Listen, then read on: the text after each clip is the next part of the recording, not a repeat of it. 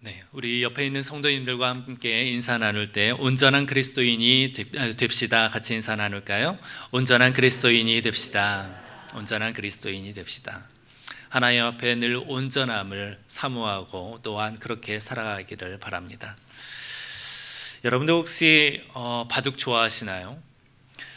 예전에 이세돌과 알파고의 바둑을 벌였던 적이 있었는데, 이 알파고의 37수를 여러분들 아십니까? 2016년 3월 전 세계 수백만 명이 알파고와 이세돌 간의 바둑 대결을 숨죽이며 보고 있었습니다. 그 중에 두 번째 대결 중 37번째 수가 큰 이슈가 되었는데, 이세돌에게 사국 78수가 신의 한 수로 큰 화제를 모았다라면 알파고에게는 2국에서 37수가 큰 화제를 모았었습니다. 당시 알파고가 37수를 놓았을 때에 세계의 모든 해설위원들은 알 수 없다라는 표정과 침묵으로 반응하였습니다. 그리고 해설하는 한편에서 저건 실수다, 이해할 수 없는 자리다, 바둑의 정석에서는 있을 수 없는 수다라며 해설을 대부분 그렇게 행하였습니다. 이때 이세돌은 알파고의 이 37수를 두고 다음 수를 두지를 못했어요. 자리에서 일어나 대국실 밖으로 나가 무려 15분 동안 고심하였습니다. 그도 그럴 것이 1국 때 완패를 했거든요. 그래서 2국에 신중을 기할 수밖에 없었던 것입니다. 그리고 알파고의 이 37수는 도저히 이해할 수 없는 수를 두었음에 읽고자 하여도 읽지를 못했던 것입니다. 결국 이세돌이 돌아와서 바둑을 계속 이어가는 가운데 10수를 두고 20수가 지나도, 그리고 50수를 둘 때에 이 37수의 진짜 의미를 알게 되었던 것이에요. 이를 두고 알파고 개발팀이 이 수를 인간 기사가 둘 확률은 1만 분의 1이다 라고 분석을 했다고 합니다. 인간의 생각에는 정수가 아닌 실수로 보였던 이 수가 실은 수많은 수를 이미 내다보고 두었던 수라는 것이었어요. 사랑하는 성도 여러분들, 이 모습을 보면요, 우리 인간의 인지 범위는 제한적일 수밖에 없고 한계가 있음을 알게 됩니다. 세계 최고의 기사도 수십 명의 전문가들도 이 알파고의 37수를 읽어낸 사람은 아무도 없었습니다.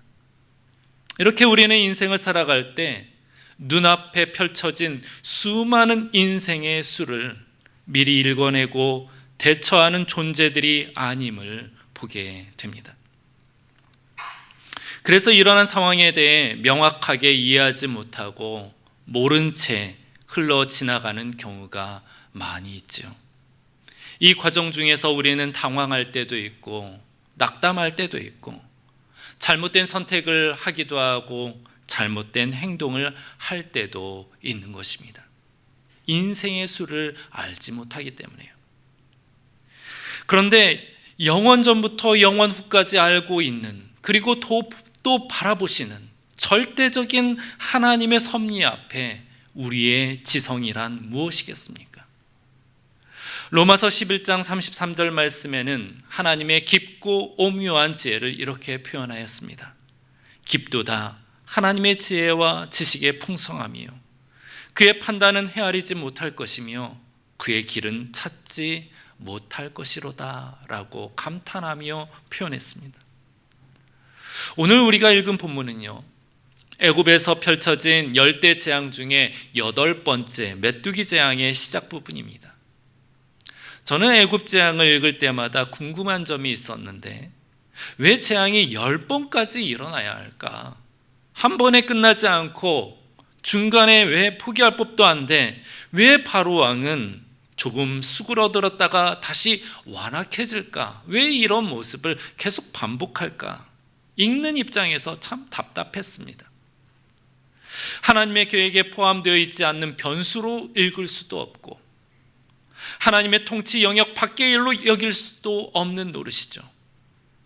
또한 인간은 나름의 자유 의지가 있고 선택의 자유가 있으므로 일이 그르쳐진 다음 하나님께서 수습하는 모습으로 읽어야 할까? 그것도 아닌 것 같습니다.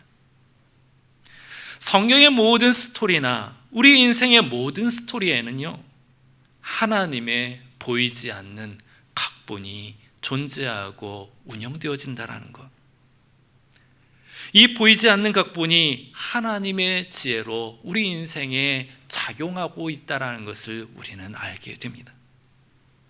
오늘 본문 1절과 2절에서 하나님은 직접 그 각본의 의도를 우리에게 밝혀내고 있습니다. 우리 1절과 2절 말씀인데요, 우리 다시 한번 읽어보도록 하겠습니다. 여호와께서 모세에게 이르시되 바로에게로 들어가라. 내가 그의 마음과 그의 신하들의 마음을 완강하게 함은 나의 표징을 그들 중에 보이기 위함이며 내가 애굽에서 행한 일들 곧 내가 그들 가운데에서 행한 표징을 내 아들과 내 자손의 귀에 전하기 위함이라. 너희는 내가 여호와인 줄 알리라. 아멘. 실은 이 하나님의 보이지 않는 각본 내용, 내가 여호와인 줄 알게 하겠다. 그리고 이 놀라운 일들, 구원의 놀라운 이 사역들을 너와 내 후손들에게 전하게 하기 위함이다. 이 보이지 않는 각본은요, 사실 비밀에 감춰져야 할 내용들이었습니다.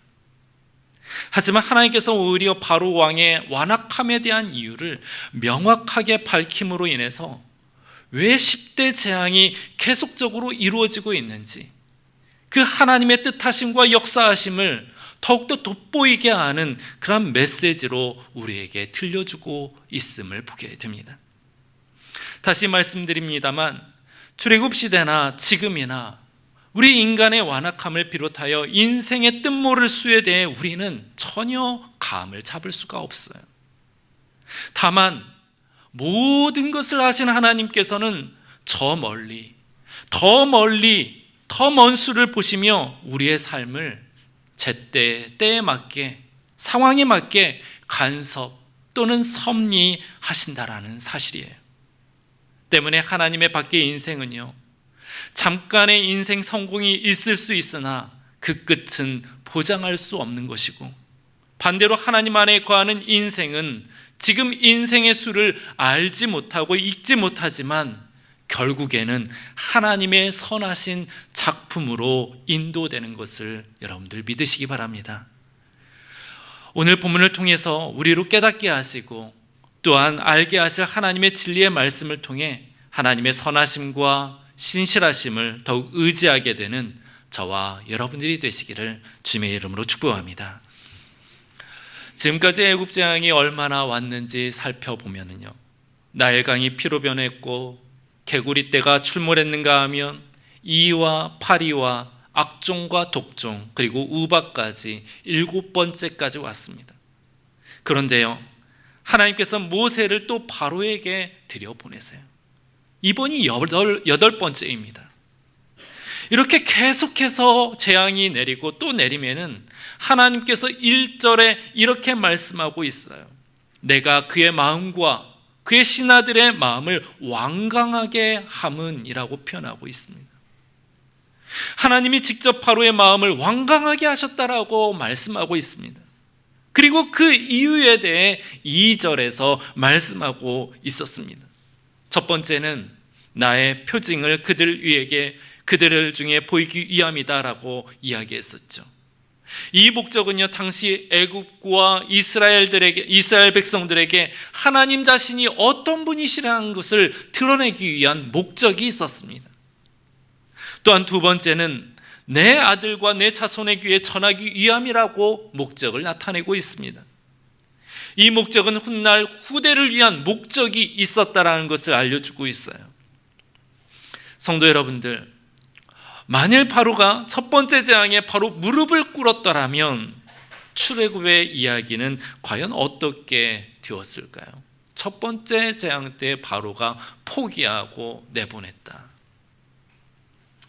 물론 하나님의 구속 이야기는 맞습니다만 대하소설과 같은 웅장한 역사 드라마로는 우리는 기억하지 못할 것이에요.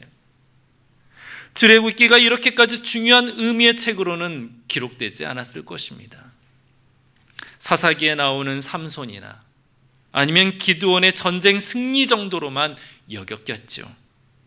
성경뿐만 아니라 세계사 가운데에도 이집트와 이스라엘 전쟁사 중에 한 사건 정도로 우리는 평가했을 수도 있습니다.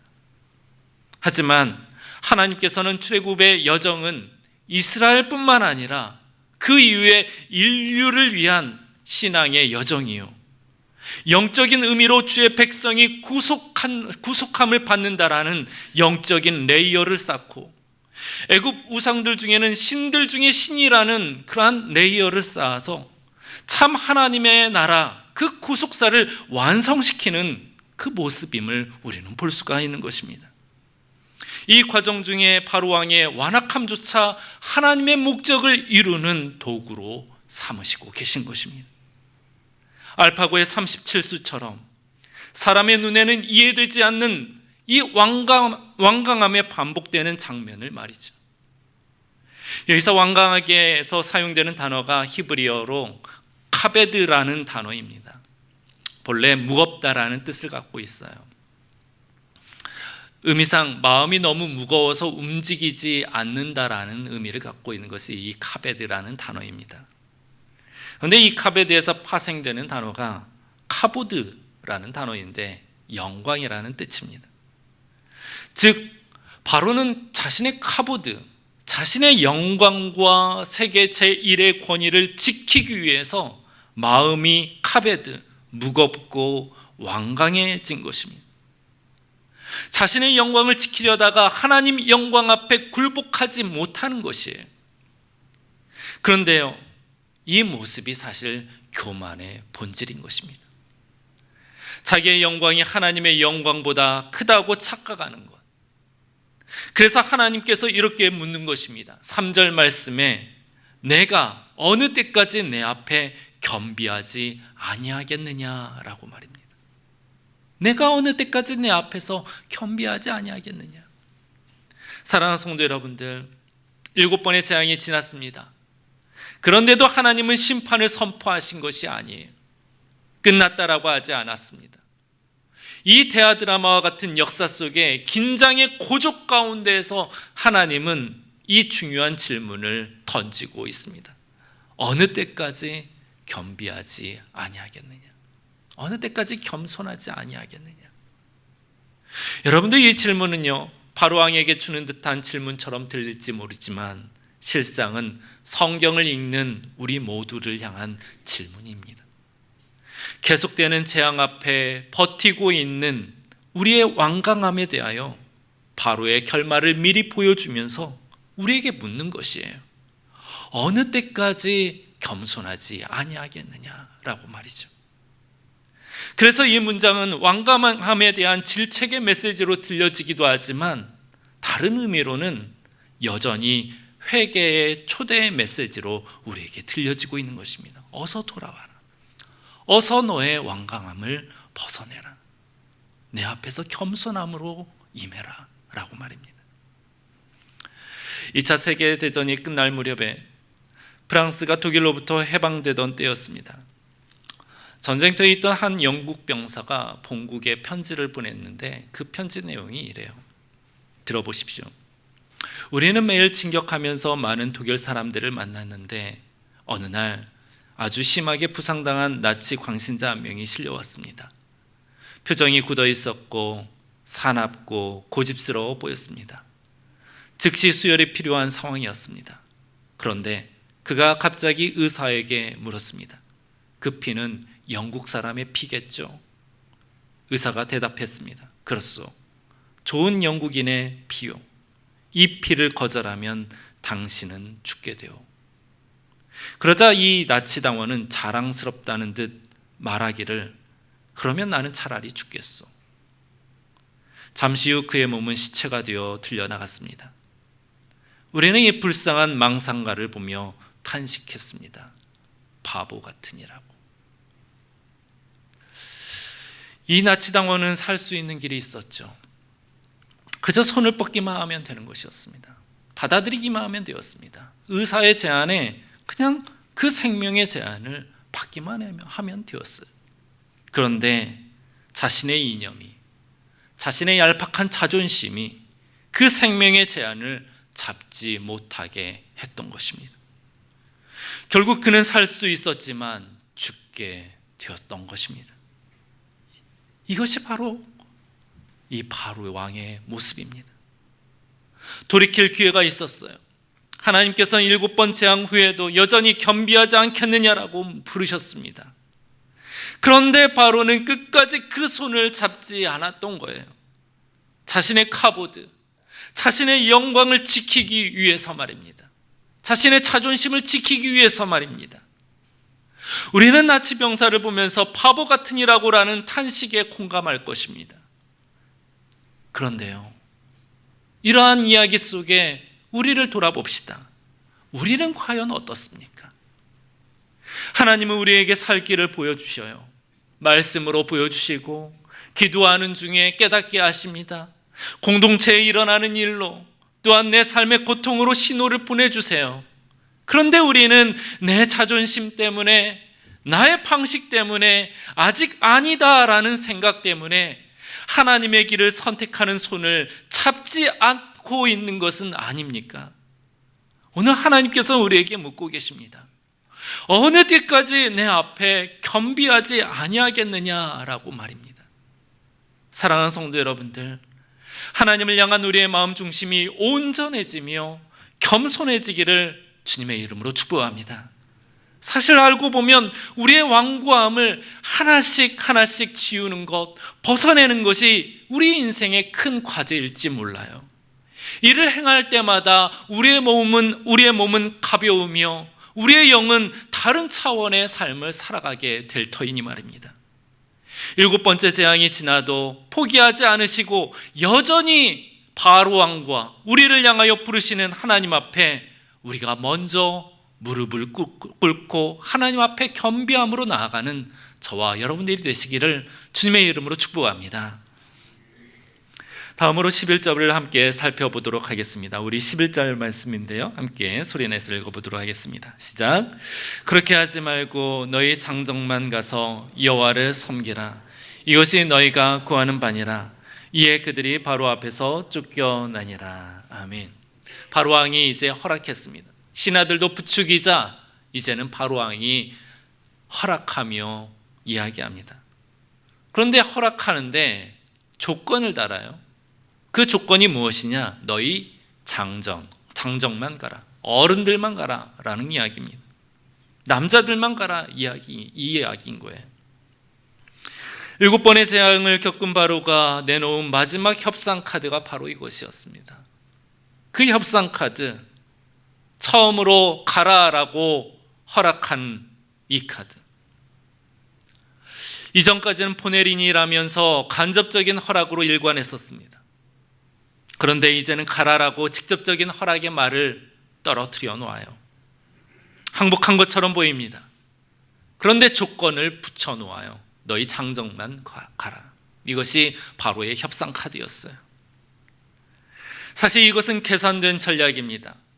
여인들과 아이들이 없는 공동체는 지속될 수가 없죠.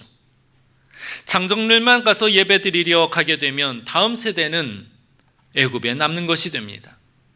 애굽의 문화 속에서 자라나게 되는 것이고, 우상의 문화 속에서 자라나게 되고, 세속의 문화 속에서, 권력의 문화 속에서, 애굽의 가치관 속에서 그렇게 자라나게 되는 것입니다. 그렇게 한 세대가 지나면 그 신앙은 과연 어떻게 되겠습니까? 바로는 출애굽을 완전히 막지 않았습니다.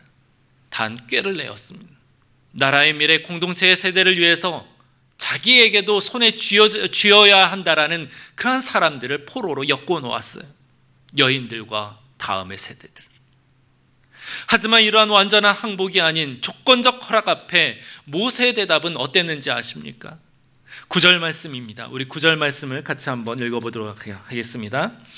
모세가 이르되 우리가 여호와 앞에 절기를 지킬 것인즉 우리가 남녀노소와 양과 소를 데리고 가겠나이다. 아멘. 남녀노소 그리고 양과 소까지 우리가 데리고 가겠나이다 라고 말합니다. 모세는 한치의 타협도 하려 하지 않았습니다. 남자만도 어른만도 아니었습니다.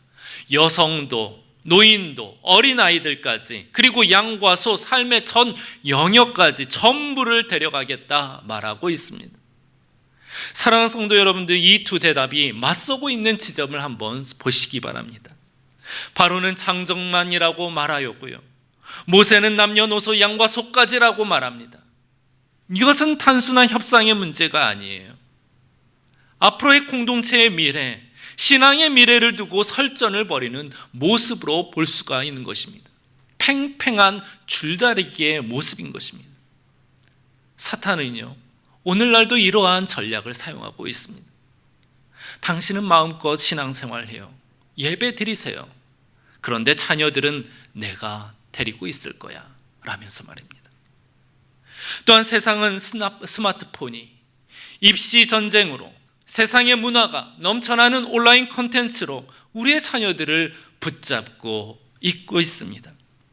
어른들만의 신앙, 장정만의 신앙으로는 이 싸움에는 의미가 없는 것이에요. 이기는 싸움이 아니라 오히려 지는 결과를 맞이하게 될 뿐인 것입니다.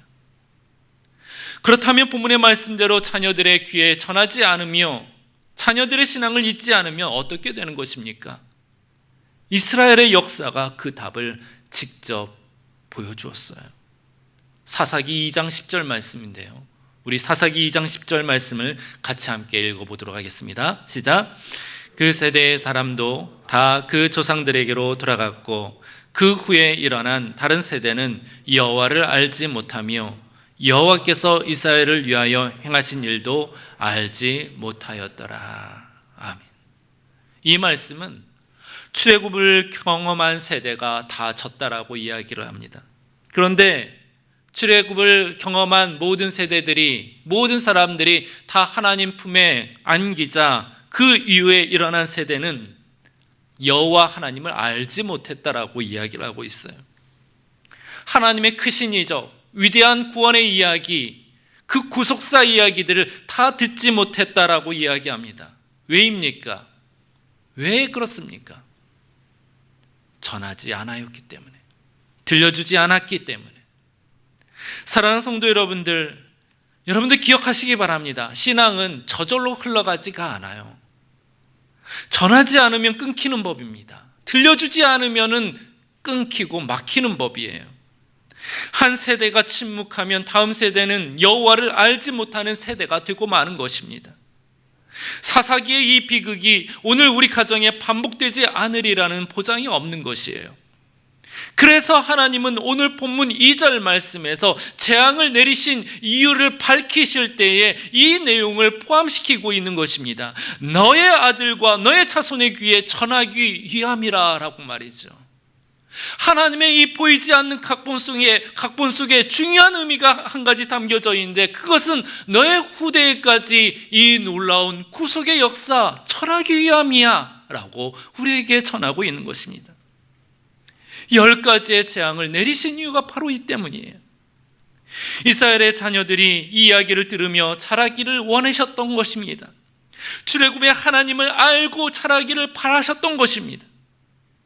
실제로요, 이 말씀을 통해서 이스라엘 역사에서 어떻게 이루어졌느냐면, 유월절 절기 때마다 이스라엘 가정에서 함께 이 출애굽 이야기를 함께 나누게 되었습니다.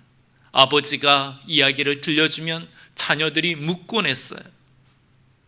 옛날에 하나님께서 출애굽의 놀라운 구속의 이야기가 있었단다. 하나님 어떤 하나님이셨어요?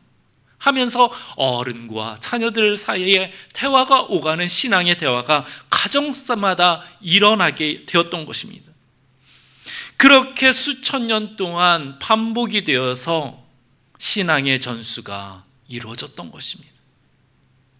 이 신앙의 전수가 민족 신앙의 생존으로 이어졌던 것입니다. 성경은요, 신앙 전수에 모범된 한 가정을 우리에게 소개하고 있는데, 바로 디모데후서 1장 5절에 있는 주인공입니다. 함께 읽어보도록 하겠습니다. 이는 내 속에 거짓이 없는 믿음이 있음을 생각함이라. 이 믿음은 먼저 내 외조모 로이스와 내 어머니 유니게 속에 있더니 내 속에도 있는 줄을 확신하노라. 아멘. 디모데의 믿음. 이 믿음은 갑자기 생겨난 것이 아니에요. 할머니 로이스에서 어머니 유니게로, 어머니 유니게에서 아들 디모데에게로 흘러 내려왔다 합니다. 이렇게 3세대를 이어 흐른 믿음의 유산이 있다라고 설명하고 있어요. 믿음의 유산. 바울은 이 믿음의 가정을 바라보면서 거짓이 없는 믿음이라고 여겼습니다. 흉내낸 믿음이 아니요, 단 한 번만의 믿음도 아닌 진짜 믿음을 너희 가정이 갖고 있구나라고 칭찬한 것입니다. 그런데 이 진짜 믿음은 어디에서 왔습니까? 할머니의 무릎 위에서, 어머니의 기도 소리를 통하여서, 가정의 예배의 자리에서 온 것입니다. 사사기의 비극은 전하지 않아서 생긴 비극이며 디모데의 믿음은 전했기 때문에 생겨난 믿음인 것입니다. 이것이 바로 하나님께서 원하시는 본문 속에 나타난 남녀노소 양과 소까지 데려가는 도전이고 신앙의 메시지인 것이에요. 사랑하는 성도 여러분들, 5월은 가정의 달이죠. 오늘 이 본문 앞에서 한 가지 여러분들에게 묻겠습니다. 우리 가정의 신앙의 강물이 흐르고 있습니까? 여러분들 가정의 신앙의 강물이 흐르고 있습니까? 로이스에서 유니게로, 유니게에서 디모데로 흘렀던 이 믿음의 강이 여러분들 가정에도 흐르고 있습니까? 자녀들에게 신앙을 전하고 있고 말씀을 들려주고 있습니까? 다 자라서 밖에 출가했다고요? 분가하였다고요? 그래도 여러분들 들려주어야 합니다. 기도하는 모습을 보여줘야 하고, 하나님께서 우리 가족에게 어떻게 역사하였는지를 그렇게 간증을 통해 들려줘야 하는 것입니다. 하나님의 말씀을 보내주고 하나님의 은혜를 여러분들이 전달해 주어야 하는 것입니다. 바로는요, 장정만 가라라고 했어요. 하지만 모세는 바로의 이 말에 물러섬 없이 남녀노소 양과 소를 다 데리고 가겠다라고 고집하였습니다. 오늘 이 시간 우리도 이 선언을 할 수 있기를 바랍니다. 나는 내 가정의 남녀노소 양과 소까지 데리고 가겠다고 그렇게 선언하기를 바랍니다. 우리의 자녀를 세상에 두고 혼자만 예배드리겠다라는 생각을 이제는 버리시기 바랍니다. 자녀들의 귀에 하나님의 구원의 이야기, 하나님의 역사의 이야기, 하나님의 사랑의 이야기, 그 놀라운 감동의 이야기를 여러분들 전하시기 바랍니다. 우리 가정에 믿음의 강이 끊기지 않기를 마음에 다짐하시기 바랍니다. 사랑하는 성도 여러분들, 가정의 달을 맞이하여 오늘 이 결단이 우리 모든 가정 가운데, 여러분들 가운데, 여러분들 중심 가운데 새록새록 생겨나고 다짐하는 그러한 결단이 있는 살아있는 신앙이 되기를 주님의 이름으로 축복합니다. 이 시간 주신 말씀을 놓고 함께 찬양하며 나아갈 건데요, 여러분들 부르신 곳에서라는 찬양을 하고자 합니다. 하나님께서 부르신 나의 삶의 자리가 있죠. 그 삶의 자리 가운데 우리가 예배하는 것은요, 내가 그리스도인이 되고 그리스도인으로서 향기를 내고 그리스도인으로서 편지로서 많은 가족들과 주변 사람들에게 보이기 위함인 것입니다. 그게 바로 내가 증인이 되는 삶인 것이에요. 함께 이 시간 찬양하며 나아갈 때 하나님, 증인으로 살겠습니다, 전하고 보이며 또한 증명하고 또한 나누겠습니다 하는 마음으로 이 찬양 하나님께 올려드리도록 하겠습니다.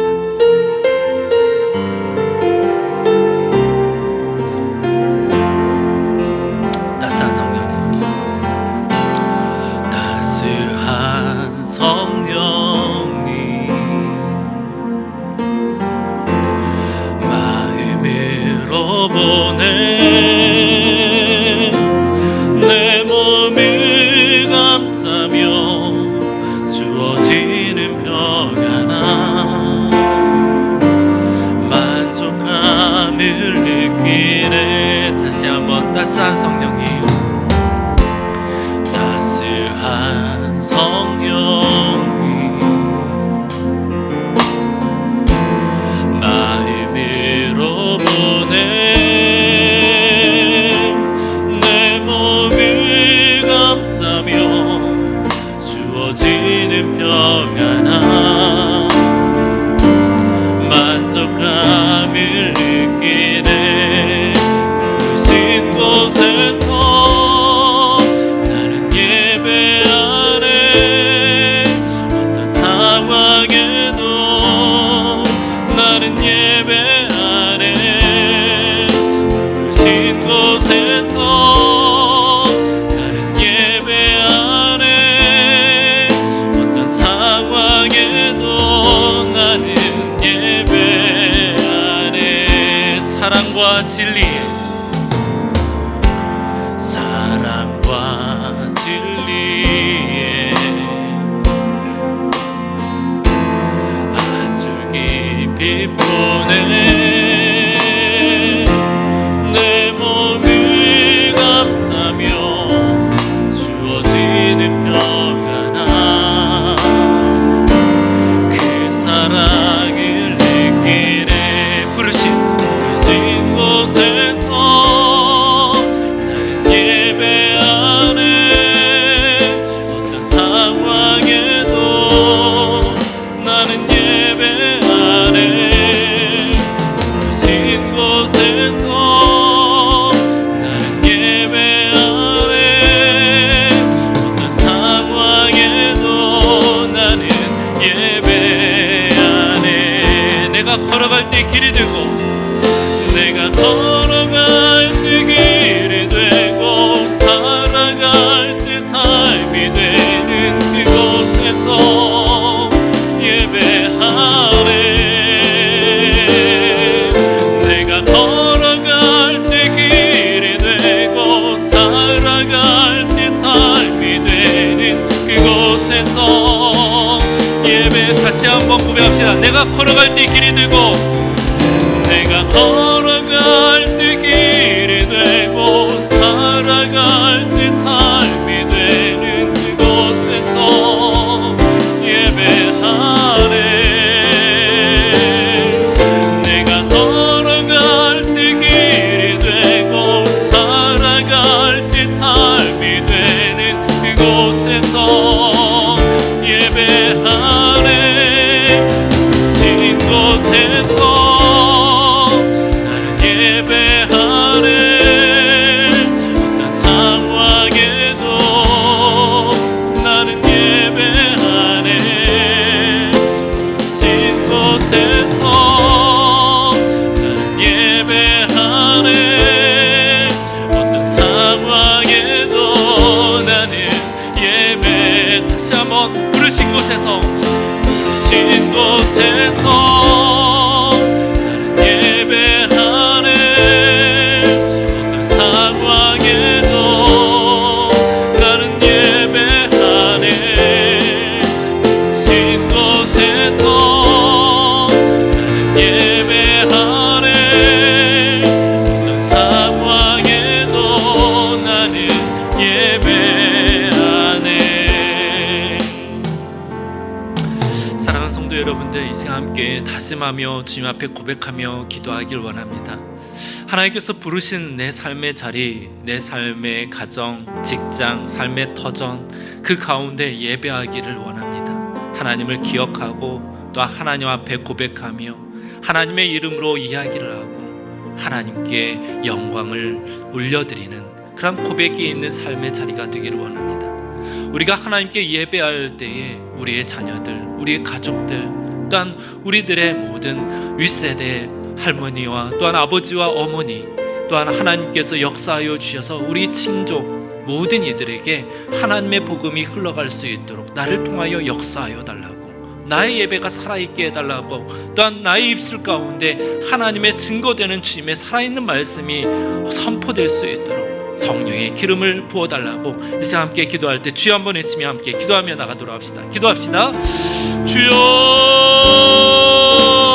여호와 아버지 하나님, 우리 삶의 자리 가운데로 우리를 부르시고 내보내신 아버지 하나님, 아버지 하나님, 우리는 하나님의 증인으로 파송을 받았으니 그 삶의 자리 가운데 우리가 예배하기를 바라시는 하나님의 사명이 있음을 이 시간 믿음으로 고백하며 나아갑니다.